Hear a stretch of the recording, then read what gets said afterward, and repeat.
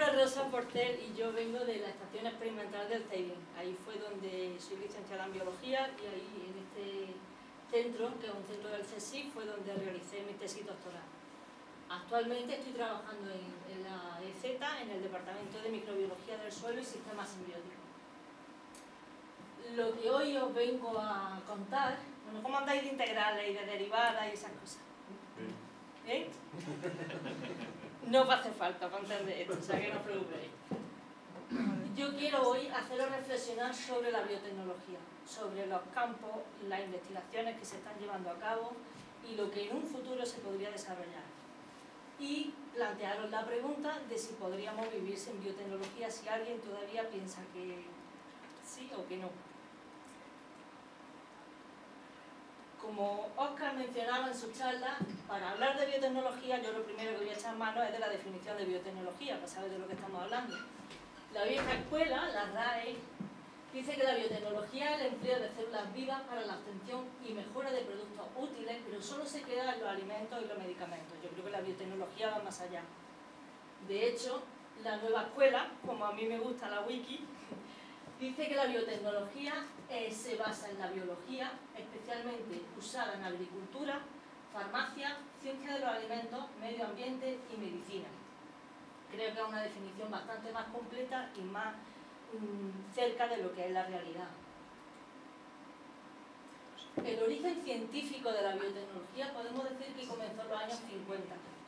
En esta fecha los genes se descubrió que eran simplemente, o mucho o poco, vamos, cadenas de nucleótidos. Este descubrimiento fue el inicio de lo que se conoció como la nueva era del ADN recombinante, que posteriormente, en los años 70, se afianzaría con el descubrimiento de Daniel Nathan y Hamilton Smith con las enzimas de restricción, también conocidas como las tijeras moleculares. Son moléculas que cortan el ADN por sitios específicos y de una forma específica. Luego, en los años 80, Kary Mullis descubrió la reacción en cadena de la polimerasa y esto en realidad ha sido lo que ha supuesto una revolución y el nacimiento de la tecnología del ADN recombinante. Este es el origen científico, sin embargo, el origen real es mucho más antiguo al de los años 50. Actualmente la biotecnología constituye una licenciatura o un grado, como ahora se llama, en algunas ciudades, en algunas universidades. Pero el origen real de la biotecnología podemos decir que comenzó, por poner un ejemplo, con el yogur. Bueno, en realidad el origen del yogur se pierde en el tiempo, ¿vale?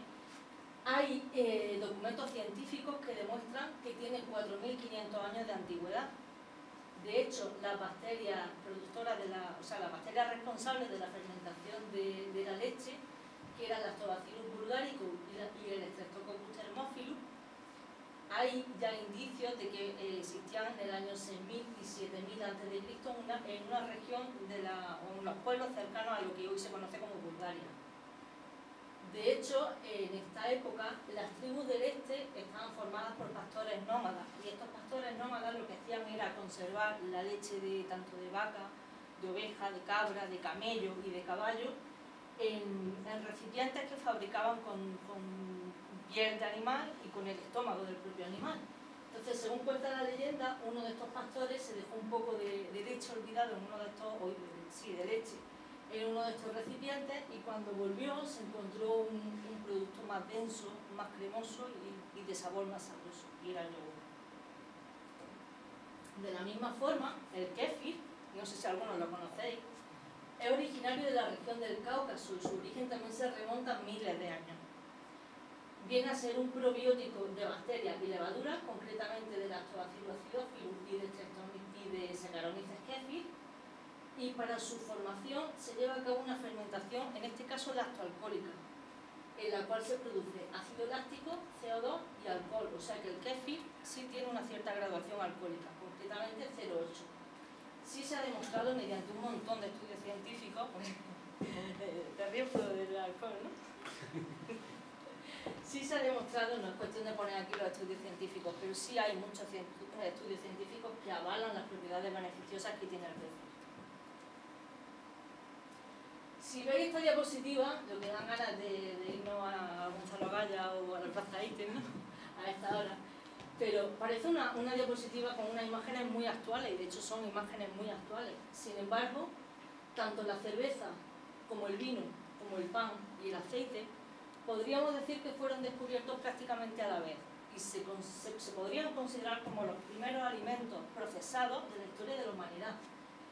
Estamos hablando de cuando el hombre empezó a domesticar plantas y empezó a domesticar animales para su propio uso. El pan, concretamente, se remonta a 8.000 años antes de Cristo. Se localizan los hallazgos en Sumeria o en el sur de Mesopotamia, y hay evidencias de la elaboración del pan por los egipcios. De hecho, la usaban como moneda de pago para los jornales. Los primeros panes parece que se hicieron con harina de bellota y de ayuco, y en la Edad Media ya había distintos tipos de pan.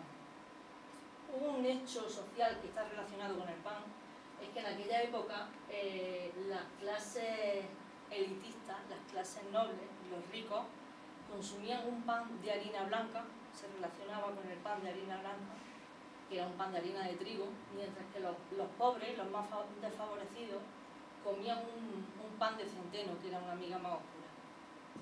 El pan viene a ser como ingredientes básicos y fundamentales harina y agua, pero también se le puede añadir sal y levadura, aunque no son básicos para la producción del pan. Se lleva a cabo una fermentación alcohólica y en este caso las levaduras sí datan de hace 6.000 años para la fabricación del pan.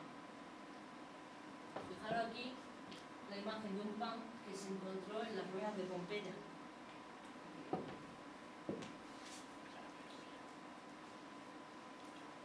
El caso de la cerveza es muy parecido al del pan. También estamos hablando de harina y agua, solo que en este caso cambian las proporciones. Si ponemos más harina que agua y se deja fermentar, se obtiene pan. Si invertimos las proporciones y ponemos más agua que harina y se deja fermentar, se obtiene la cerveza. También tiene su origen en la antigua Mesopotamia y está constituido por cebada, malta, lúpulo y levadura. Bueno, a estas alturas los cerveceros ya lo sabréis, ¿no? Sí hay dos levaduras de alta fermentación en su origen, en la fabricación del pan. Una levadura de alta fermentación, que era la Saccharomyces cerevisiae, que se activaba a 18-25 grados durante 4 o 6 días y quedaba arriba en la cuba de fermentación. Mientras que los cerveceros del sur de Alemania usaban otro tipo de cepa, bueno, otra levadura, el mismo género pero distintas especies, concretamente la Saccharomyces calvert-ensis, que de ahí viene el tipo Calvert, la cerveza tipo Calvert, que es una levadura de baja fermentación, cambia el proceso y por tanto se activa a 6 o 10 grados durante 8 o 10 días. La diferencia es que esta levadura se queda abajo en la cuba de fermentación. El vino. Yo soy más de vino que de cerveza. La primera producción de vino data del Neolítico, estamos hablando del Neolítico, en los montes Zagros, se localizan los montes Zagros, y prácticamente desde que descubrieron la Vitis vinifera silvestris, que fue la primera planta utilizada para la elaboración del vino, y la invención de la cerámica. De hecho, se ha encontrado una vasija de cerámica con un resto de vino del año 5400 a.C. y una bodega de Armenia del año 6000 a.C. Es una bebida considerada sagrada en la antigua Grecia y hoy en día, bueno, las cepas que intervienen en el proceso de producción del vino son Saccharomyces cerevisiae, que era la misma del pan y la misma de la levadura, y Saccharomyces bayanus, y además otras subespecies que se han obtenido por selección artificial, cosa que lleva haciendo el hombre desde que está domesticando las plantas, desde que las está usando en su beneficio, como la Montrachet, la Maille, la Strasberger, etc. Hoy en día las fermentaciones del vino se llevan a cabo con levaduras vínicas purificadas que se producen de forma industrial y se comercializan. La aplicación de estas levaduras inoculadas tienen varias ventajas. Una de ellas es que son fermentaciones mucho más rápidas, se interrumpen bastante menos veces, tienen menores contaminaciones de microorganismos no deseados y además permite una mayor reproducibilidad de la calidad de los vinos. De hecho, hoy en día en Valencia se están desarrollando y mejorando nuevas cepas de levadura modificadas genéticamente. Entre otras, unas de ellas aportan un aroma afrutado y floral al vino.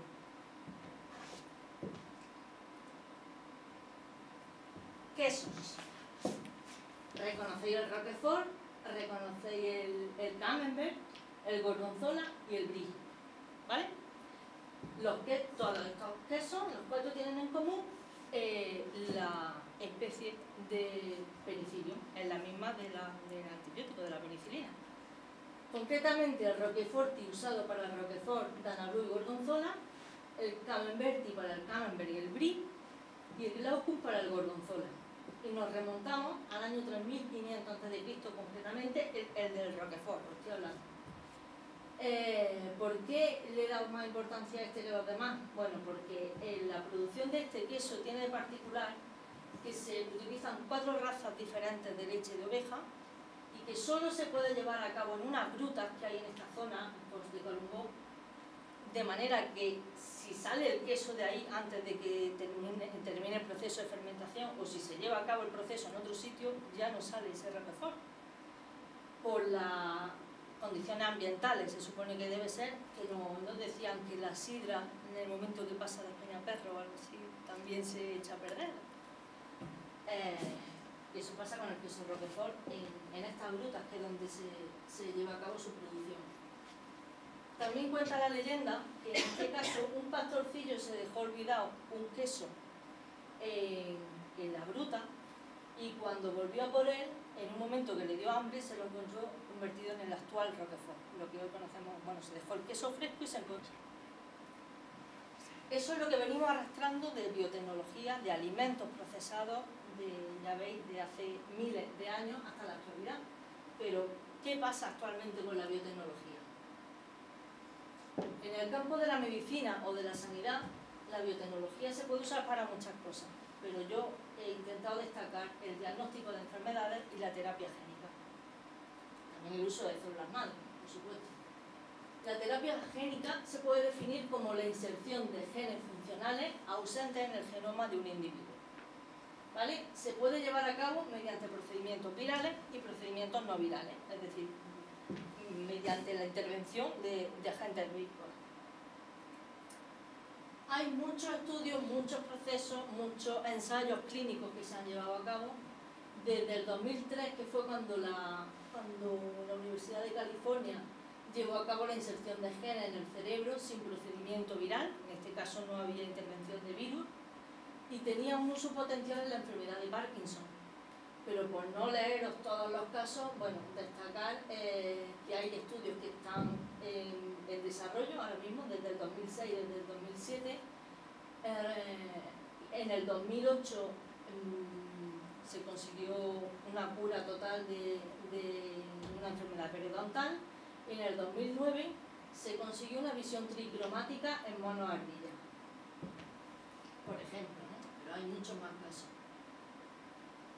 Actualmente los ensayos de terapia génica se centran principalmente en el cáncer. Esto equivale a los ensayos que se están llevando a cabo en el tema del cáncer.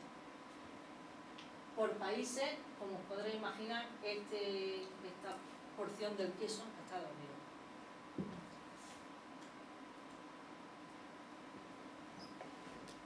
El primer protocolo clínico que se aprobó por la FDA para el uso de la terapia génica fue en el año 1990 y fue para tratar la ADA, una enfermedad que consiste en un trastorno de la inmunidad, ¿vale? Se obtuvo un éxito rotundo de ese ensayo. En cuanto al cáncer, en algunos casos ha conseguido la reducción del tamaño del tumor sólido. Este síndrome, el WAS, también se están obteniendo importantísimos, diría yo, resultados clínicos. Y otro de los puntos fuertes de este tipo de terapia es la betatalasemia. La betatalasemia es una anemia muy severa en la que el paciente, el enfermo de esta betatalasemia tiene que sufrir transfusiones sanguíneas por vida. Entonces su calidad de vida merma bastante, ¿no? Lo que se está tratando es de producir glóbulos rojos que sean normales, poder sustituirlos y y no tengas que estar dependiendo de infusiones sanguíneas continuas. Otra de las aplicaciones de la biotecnología en el campo de la medicina y la sanidad es la producción de medicamentos. Como ejemplo, os pongo medicamentos como anticoagulantes obtenidos tanto en Escherichia coli como en levaduras y aplicados en enfermedades como el infarto de miocardio o la prevención de trombosis. Hormonas, os sonará la insulina. Si no hay algún diabético aquí, seguro que conocéis a alguien que es diabético. Y la insulina, os recuerdo que es un producto obtenido de un organismo modificado genéticamente. Vamos, que es una insulina transgénica, en pocas palabras. La hormona del crecimiento, la hormona paratiroidea, la calcitonina y el glucagón. Todas estas hormonas se obtienen tanto de Escherichia coli, únicamente en algunos casos, como de Escherichia coli o levadura. Y se emplean pues, en diabetes, en osteoporosis, en hipoglucemia, etc. Factores hematopoyéticos como el interferón y vacunas como la vacuna para la hepatitis A y B que se está obteniendo en levadura.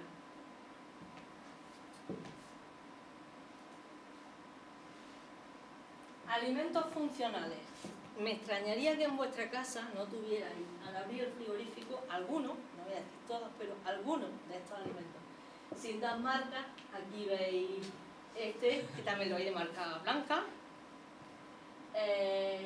Leche enriquecida, bueno, huevos enriquecidos con omega 3, lácteos con cultivos prebióticos, lácteos con isoflavona, omega 3, calcio y todo lo que le quieran echar, cereales con ácido fólico, con vitaminas y minerales y un montón de cosas más, y margarinas con fitoesteroles. Pues la alimentación funcional no es ninguna broma. Es cierto que es una alimentación funcional, pero me remito a lo que decía Jorge y Óscar también con lo de la publicidad engañosa. Hay que tener mucho cuidado y tener una base científica o una cultura científica medianamente aceptable para que podáis ver que lo que os están vendiendo como único, como que os cura, no, en realidad no os cura, sino que puede ser un complemento nutricional bastante aceptable o bueno, mejorar la calidad de vida de si se sufre algún tipo de enfermedad, pero nada de esto cura, son alimentos funcionales, no medicina. La única medicina es la que cura. Un consejo, también, aplicaciones de la biotecnología en el campo de la medicina y la sanidad. Cómo no, en la medicina forense.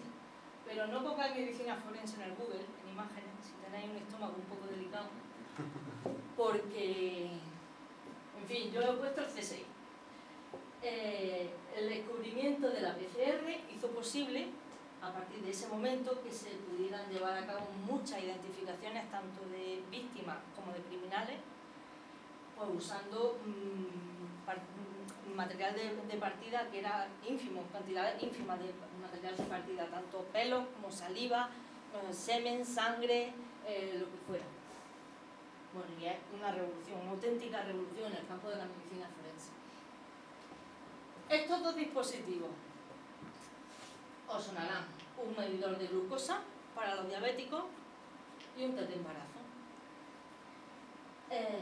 Los dos, pura biotecnología, ¿vale? Concretamente, bueno, yo os pongo el ejemplo del test de embarazo. Es uno de los artilugios que, como poco, digo yo que las mujeres despiertan muchos sentimientos, porque tanto un positivo como un negativo en este tipo de test os puede dar alegría, emoción, pena, rabia. Entonces, os explico cómo funciona. Cuando una mujer se queda embarazada, a partir del momento en el que el óvulo se implanta, se empieza a producir, hay una explosión hormonal, y entre esas hormonas, la gonadotropina coriónica humana se puede detectar en sangre, pero también en orina. O sea, es tal la cantidad de esta hormona que se puede detectar en orina a partir de la primera falta. Entonces, esta hormona, bueno, el dispositivo consta de esta tira, que sería esa, y de esta tira, ¿vale? La hormona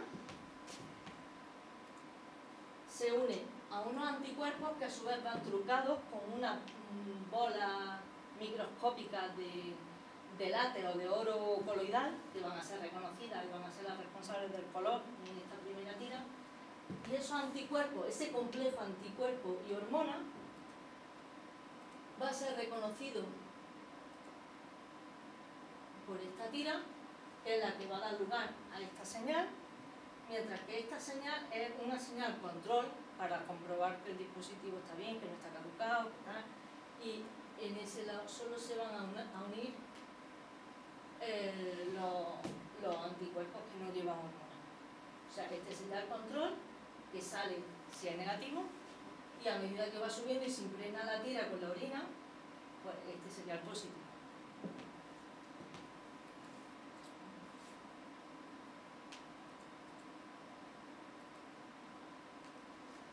Otro de los campos donde la biotecnología está teniendo muchísimo éxito y donde se espera que tenga mucho más es la agricultura, donde no solo se utiliza la biotecnología en técnicas de cultivo y micropropagación, sino también en lo que se conoce como molecular farming o plantas que vacunan. Además, en el campo de los cultivos transgénicos. Jorge ha comentado que el transgénico es una palabra a la que la gente le suele tener miedo porque no sabe qué significa, porque piensan que es peligro, muerte, cáncer. No, ¿vale? Hay cultivos transgénicos que pueden ser resistentes a estreses, ya sea sequía, ya sea salinidad, el estrés que sea. Cultivos transgénicos que pueden ser resistentes a herbicidas, como es el caso de la soja. Resistentes a plagas o a enfermedades, como el maíz BT. Transgénicos que se usen en ornamentación, como claveles verdes o claveles de color violeta, ¿no? Para plantas y flores bonitas. También transgénicos como alimento funcional. Hoy me remito a lo que has comentado tú, Jorge, en el post de J.M. Muller sale un alimento, bueno, no sale un alimento funcional, pero está relacionado. Estoy hablando del trigo transgénico apto para celíacos. Es uno de los ejemplos de plantas modificadas genéticamente con un fin bastante rico. Y aplicaciones industriales como el caso de la patata en flora, que se creó porque esta patata producía un almidón específico necesario para la fabricación de papel, para la industria de adhesivos, etc. Una patata también modificada genéticamente. Uno de los casos más sonados de plantas transgénicas es el arroz dorado. El arroz dorado, bueno, la historia comenzó cuando a finales de los 90 estos dos científicos, que son Ingo Potricus y Peter Beyer, de Friburgo y de Zúrich, pensaron que podrían crear un arroz dorado, que la única diferencia con respecto al arroz normal es que fuera un arroz rico en betacaroteno. Para ello utilizaron fondos primero de la Fundación Rockefeller y más tarde con fondos públicos de la Unión Europea. ¿Por qué? Bueno, la problemática que existía es que el arroz, tenéis que tener en cuenta que es base de dieta de 800 millones de personas de los más de 7.000 millones que pueblan el planeta. Es lo único que comen 800 millones de personas. El arroz es pobre en hierro, en lisina y en betacaroteno. En las partes verdes del arroz hay, pero como lo que se come es el grano no tiene estos nutrientes. Por lo tanto, al no tener betacaroteno no se puede producir vitamina A. Es que hay 1 millón de muertes infantiles al año y 500.000 niños con xeroftalmia, que es un tipo de ceguera severa, de ceguera seca, que se llama, y tenéis la prueba, y no es la foto más desagradable que hay, os lo aseguro. Esos son datos reales y son datos de UNICEF. O sea, esta era la problemática. Estos dos investigadores pensaron que una solución podría ser crear ese arroz, que no es crear, el arroz estaba hecho, era simplemente modificar genéticamente ese arroz para que pudiera producir betacaroteno y así poder paliar ese gran problema que era el número de muertes y el número de niños ciegos que se quedaban al año. ¿Cómo lo llevaron a cabo? Pues como os digo, el grano de arroz no produce betacaroteno porque le faltan 3 enzimas: la fitoenosintasa, la fitoenodesaturasa y la licopenociclasa. Estos investigadores clonaron estos 3 enzimas, concretamente estos dos a partir de la planta del narciso, y este a partir de una bacteria. Crearon un arroz en el año 2000, la publicación salió en Science, nada menos, y lo llamaron arroz dorado tipo 1. Ese arroz dorado tipo 1 tenía betacaroteno, pero ellos mismos en la discusión de su artículo científico decían que no era suficiente para paliar los daños, que deberían mejorarlo, que, o sea, ellos mismos lo discutían en su artículo, pero no tardaron en echarse encima los grupos antitransgénicos, grupos ecologistas y grupos que se oponen a las plantas transgénicas, ¿vale? Aunque ellos lo reconocían. Tardaron 5 años en volver a sacar un arroz que llamaron arroz dorado tipo 2. Lo único que cambiaron fue el origen del narciso y la bacteria por un maíz de Centroamérica que era más rico en betacaroteno. Punto, ya está. Ese arroz es 23 veces más rico en betacaroteno que el arroz dorado tipo 1. Bueno, pues hoy en día, a pesar de que ese arroz existe, a pesar de que desde el año 2005 hasta ahora se llevan haciendo muchísimos estudios científicos para comprobar biodisponibilidad, efectos secundarios, qué dosis de arroz habría que tomar para que fuera igual que un arroz que una dosis de espinaca o que la misma dosis equivalente de vitamina A, todo eso se ha hecho. Pues sigue sin poder salir a la venta, ni a comercializarse, ni a poder ponerse en práctica y tener en cuenta que es un arroz, o sea, que está libre, que no tiene derecho. Estos investigadores lo crearon con la idea de cederlo a los países que lo necesitaran, simplemente. Bueno, pues no. Sigue ahí, paralizado. Igual os digo que ese es el caso del arroz, pero en el Instituto de Agricultura Sostenible de Córdoba, en el año 2010 ya crearon el trigo apto para celíacos, y este año, hace unos días, en el 2012, ante la imposibilidad de poder comercializar productos transgénicos en Europa, pues han firmado un acuerdo con una empresa estadounidense y se lo lleva a Estados Unidos. Un arroz producido en Córdoba, un trigo apto para celíacos se lo lleva a Estados Unidos. En el caso del molecular farming, bueno, es importantísimo, es otra de las aplicaciones en la agricultura. Yo trabajo en la agricultura, entonces tiro barro para adentro. Que a mí me encanta porque tiene muchas ventajas y además ventajas importantes. Se puede producir a gran escala, son plantas, se producen a gran escala, se usa eficientemente la energía, un sistema de producción sostenible y tiene un menor riesgo de exposición a patógenos, tanto humanos como animales.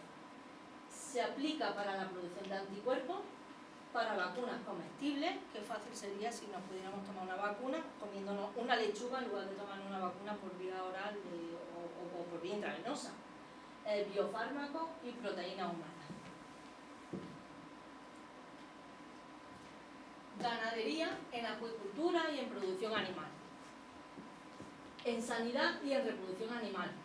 Importante, para vacunas, para inseminación artificial, del ganado, de lo que sea, del tipo animal que sea. Hay animales que interesa conservar las especies y las razas porque sean valiosas por lo que sea. Pues otra aplicación de la biotecnología. Producir animales transgénicos para laboratorio. Bueno, eso sí se está haciendo porque en medicina se utilizan ratones transgénicos. De hecho, Seralini utilizó unos ratones transgénicos muy susceptibles de sufrir mutaciones, de ahí la parte de... No jugó limpio por eso, entre otras cosas, para producir anticuerpos y, por supuesto, como fuente de órganos y tejidos para trasplantes. Entre animales susceptibles de eso, los cerdos, por la gran homología que tenemos con ellos en cuanto a órganos, los xenotrasplantes, ¿no? Aquí os presento a Pampa Mansa. Es una ternerita que nació en Argentina en el año 2002, fue fabricada por Biocidus, una empresa argentina, y en su leche produce la hormona del crecimiento humana. O sea, ya no hay que tomar hormona del crecimiento humana, no sé actualmente cómo se toma, la verdad, pero no habría que tomar la medicina, sino beber la leche de esta ternerilla. Además de Pampa Mansa, hay una que se llama Rosita, que da leche materna, o muy similar a la leche materna, y otra que da insulina en su leche.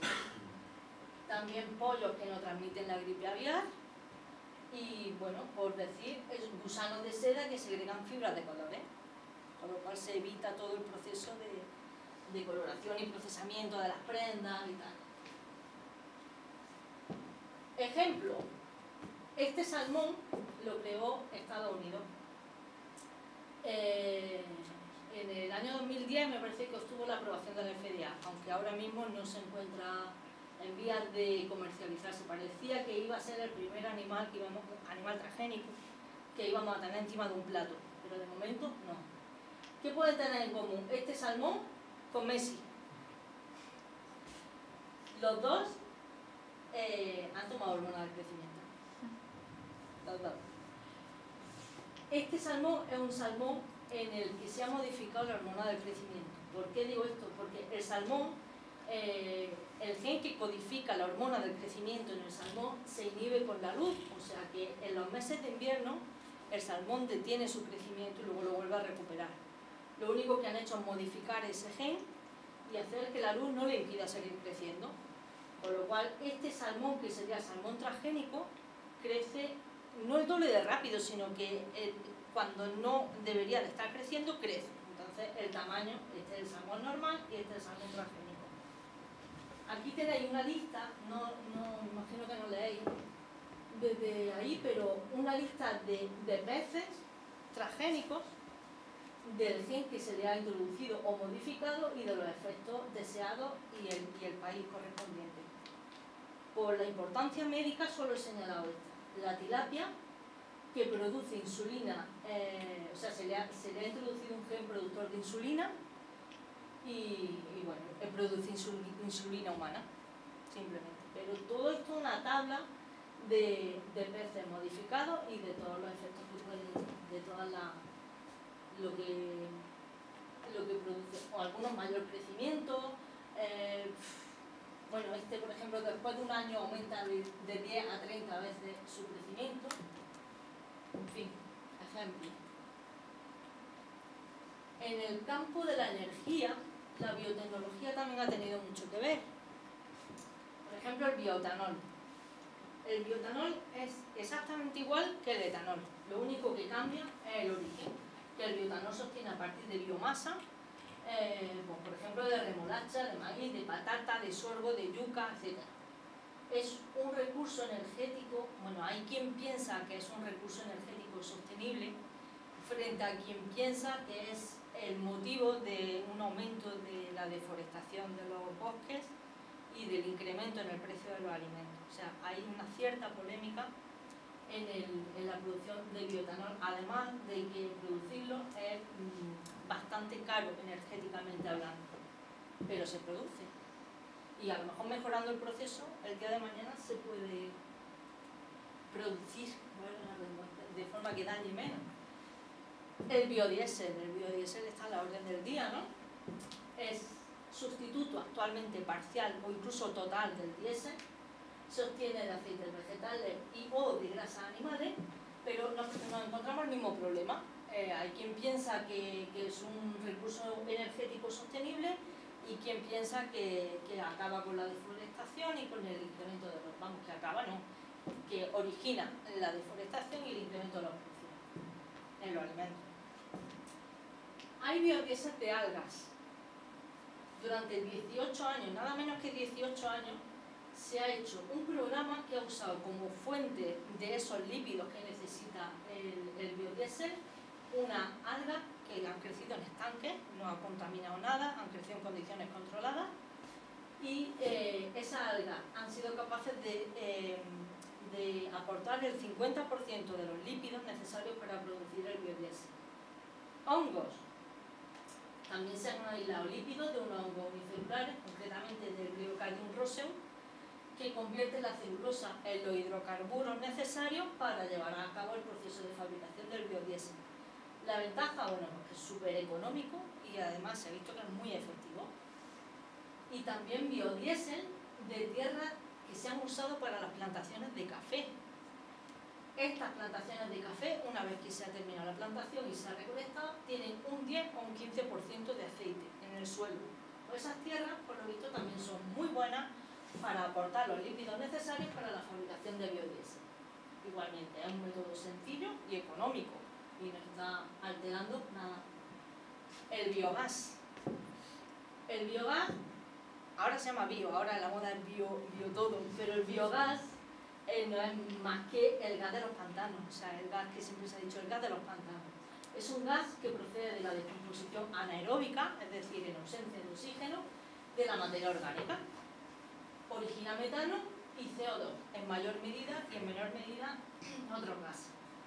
Las aplicaciones del biogás serían pues, producir energía eléctrica en turbinas y luego en plantas generadoras que utilicen gas como fuente de alimentación, hornos, estufas, calderas, etc. O sea, es aprovechar un gas que se obtiene de forma natural, completamente natural, para el proceso pues, de medio ambiente. Yo trabajo concretamente con hongos micorrízicos.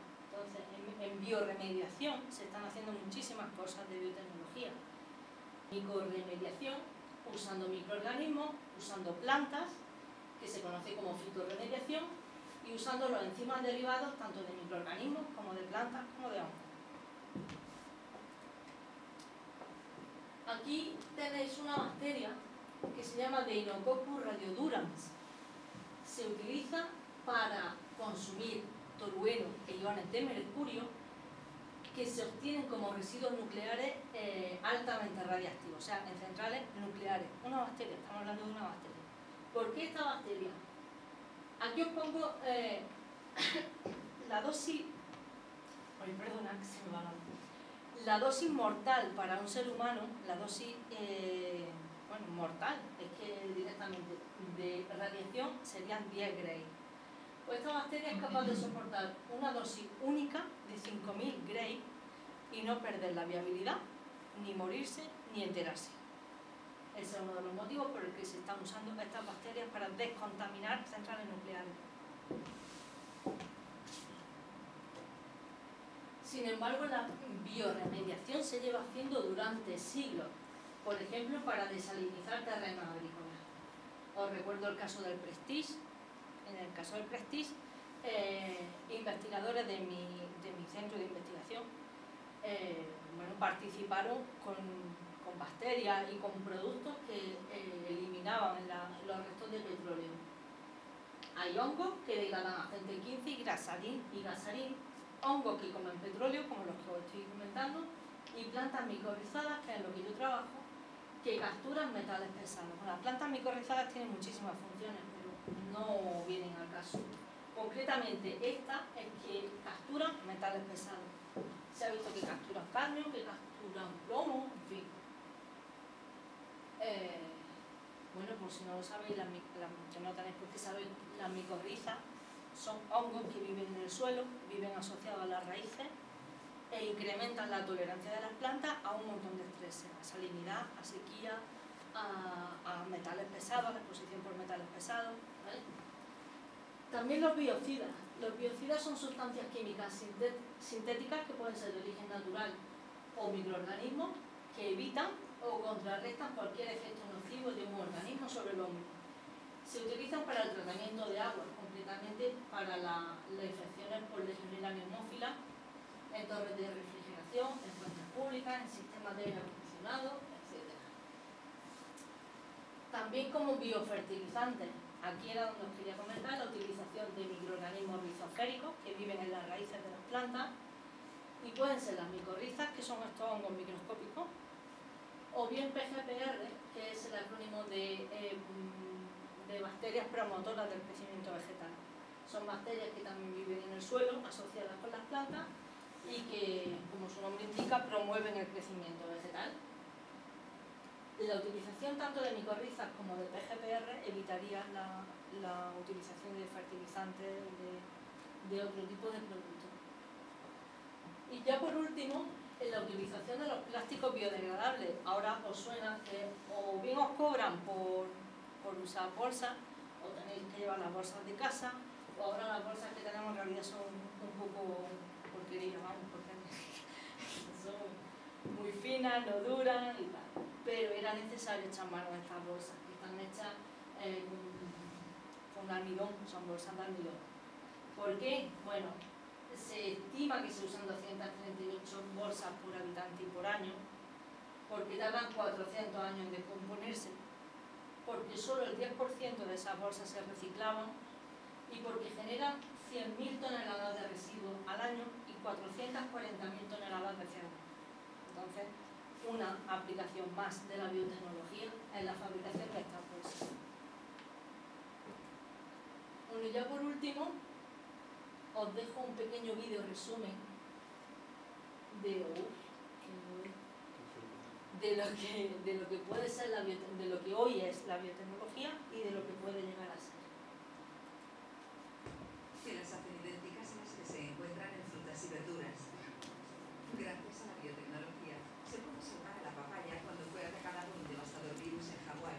No sé, ¿no? ¿Sabías que las enzimas de biotecnología dan a los vaqueros el aspecto de lavados a la piedra, sin haberlos lavado a la piel?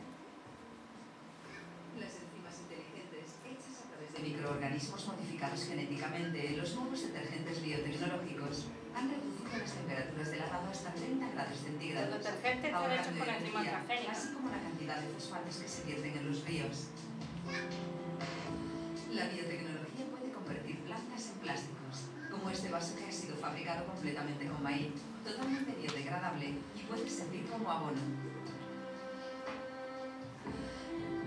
Este prototipo de coche puede funcionar totalmente con etanol, un biocarburante hecho a partir del azúcar.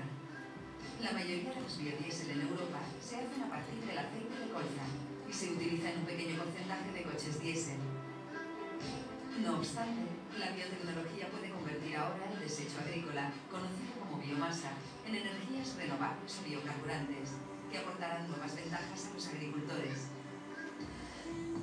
El primer tratamiento real de biotecnología para el cáncer linfático ha supuesto la eliminación de la quimio y radioterapia para este hombre. Los enfermos como él pueden llevar ahora una vida normal y mirar hacia un futuro saludable. Una nueva medicina biotecnológica para la artritis reumática, que va dirigida a las causas subyacentes de la enfermedad, está dando excelentes resultados a esta señora, que puede caminar ya sola, sin ayuda y sin dolor. Estos claveles modificados genéticamente, con su de color púrpura, se cultivan y se venden ya en todo el mundo. Las enzimas se utilizan también ahora para tratar y curtir la piel. El bioproceso crea menos desechos y utiliza menos energía, además de facilitar el curtido. Originalmente desarrollado para los agricultores de algodón americanos, ahora más del 75% de los agricultores que cultivan algodón modificado genéticamente pertenecen a países en vías de desarrollo. Se ha convertido en una de las tecnologías de mayor éxito en la historia de la agricultura. ¿Sabías que los billetes de euro están hechos de algodón transgénico? La biotecnología nos está permitiendo empezar a comprender las causas subyacentes de enfermedades como la esclerosis múltiple. El primer tratamiento de biotecnología ha sido desarrollado por MS, permitiendo a los pacientes una vida más activa y más larga. En cada esquina hay una historia sobre la biotecnología. La biotecnología toca casi todos los aspectos de nuestras vidas. En Europa, cerca de 2.000 empresas están avanzando en sus conocimientos sobre la biotecnología y las ciencias de la vida. Están desarrollando productos que nos dan nuevas soluciones a viejos problemas.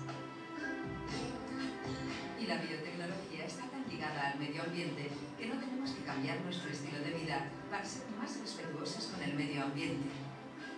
La revolución invisible lo hará por nosotros.